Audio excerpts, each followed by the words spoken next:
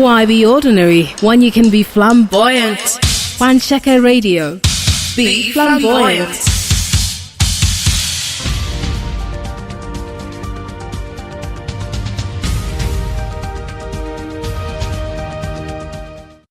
Good evening, and here are the major stories for today.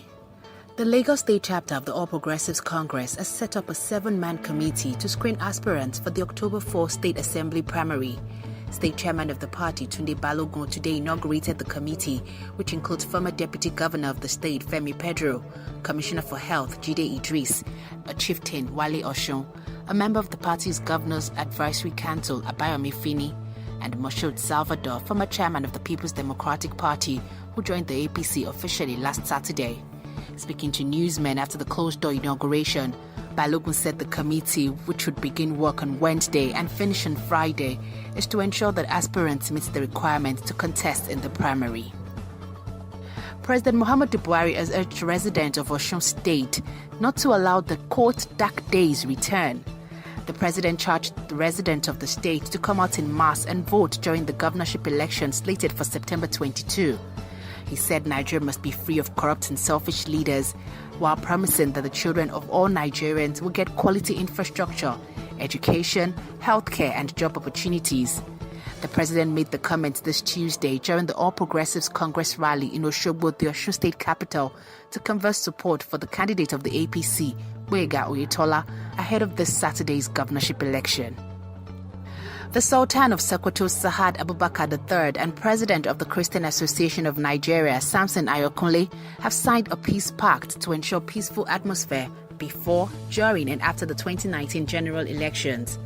The Sultan was represented by the Emir of Kefi, Shehu Chindo Yamusa, while the President of Kan was represented by the Prelate of the Methodist Church, Samuel Uche. The peace accord was signed at a peace declaration summit organized by the Nigerian Interfaith Action Association in collaboration with local and international partners. But religious leaders urged Muslims and Christians to continue to work together, shun violence, embrace dialogue, and be committed towards building communities that were resilient and free from fear. Former Plateau State Governor Joshua Dariye, who is currently serving a 14-year jail term for financial misdeeds while serving as Plateau Governor, has picked an APC nomination form to contest next year's election. APC Publicity Secretary in Plateau, Chindo Dafat, told newsmen in Jos today that Dariye has filled the form and submitted to the party. According to him, Dariye, who is seeking a third term, will battle with 3 others, Zachary Dimka, Sam Piwona, and Manji Pompori, for the APC ticket. Former Vice President and presidential aspirant on the platform of the People's Democratic Party, Atiku Abubakar, has promised to run an all-inclusive government devoid of tribal and religious sentiments if voted into office. Atiku gave the assurance today in Jos at the state PDP office, where he visited to solicit delegates' vote ahead of the party's primary election. While addressing party members, the former vice president criticized the so-called precarious security situation in the country and promised to reverse the trend if he wins the election, both at the primary and general levels. In international news, the use of cannabis by adults in private places has been legalized by South Africa's highest court. In a unanimous ruling, judges also legalized the growing of marijuana for private consumption. South Africa's government had opposed the legalization of marijuana, arguing the drug is harmful to people's health. But in his judgment, Deputy Chief Justice Raymond Zondo said it will not be a criminal offense for an adult person to use or be in possession of cannabis in private for his or her personal consumption. It will, however, remain illegal to use cannabis in public and to sell and supply it.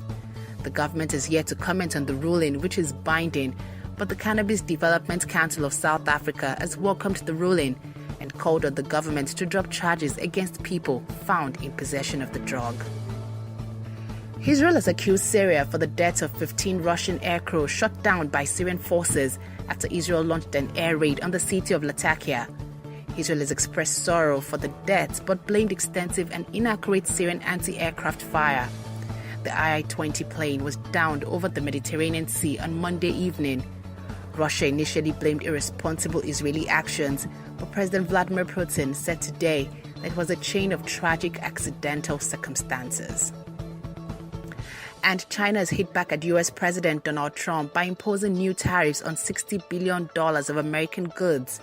The move comes after the U.S. slammed duties on $200 billion of Chinese imports on Monday, escalating its trade war with Beijing. China will target American goods such as liquefied natural gas, which are produced in states loyal to the U.S. president.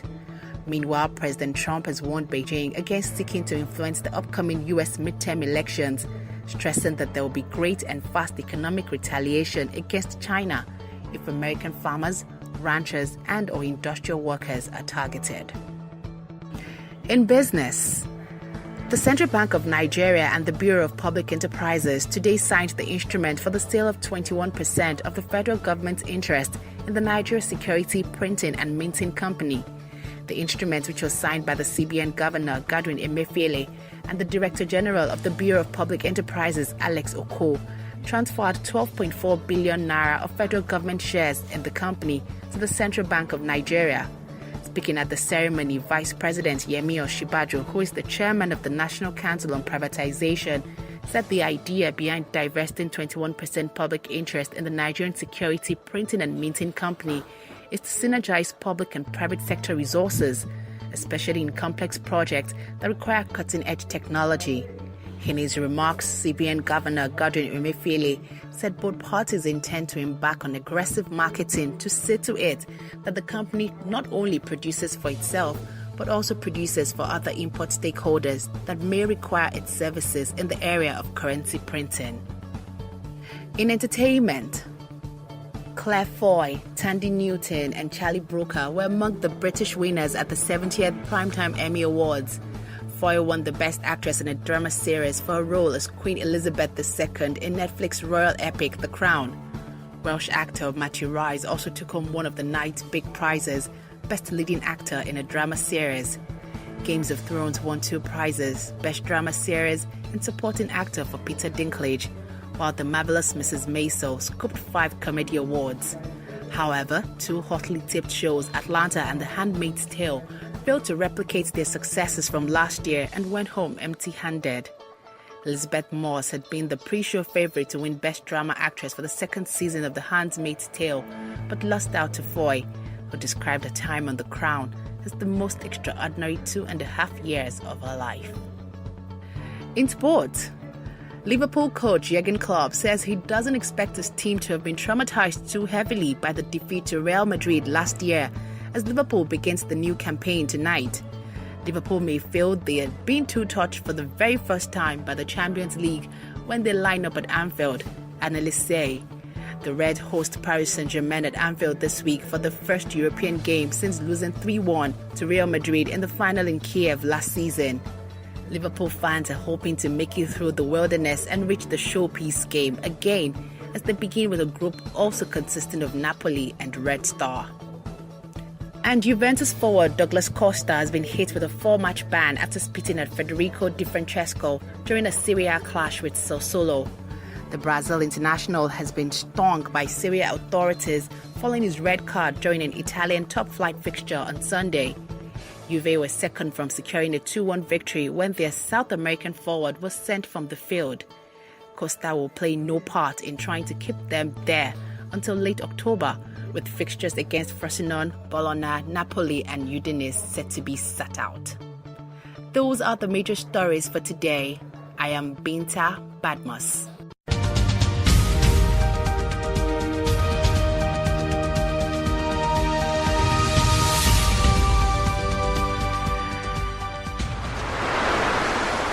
Why be ordinary when you can be flamboyant?